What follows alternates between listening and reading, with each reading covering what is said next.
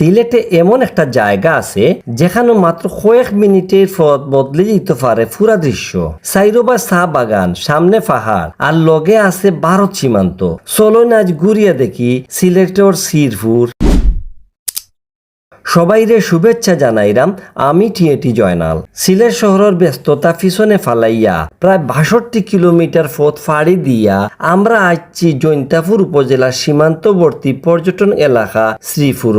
এখানে আওয়ার পরে মনে হইব প্রকৃতি যেন নিজের হাত দিয়া সাজাইয়া রাখছে পুরা জায়গাটারে। রাস্তার দু সাইডে সবুজ চা বাগান, দূরই পাহাড়ের সারি, পাখির ডাক আর পাহাড়ি শীতল বাতাস সব মিলাইয়া এক অন্যরকম প্রশান্তি। এই এলাকার পশ্চিম দিকে রয়েছে মুকামপুঞ্জি, যেখানে খাসিয়া সম্প্রদায়ের বসবাস। আর এখানে আছিল স্বচ্ছ ও বরফ ঠান্ডা পানির লাগি বিখ্যাত রাং পানি। মেঘালয় জৈন্তা পাহাড় তাকি লামিয়া আওয়া এই নদীর সৌন্দর্য একসময় হাজারো পর্যটকরে টানিয়ে আনত।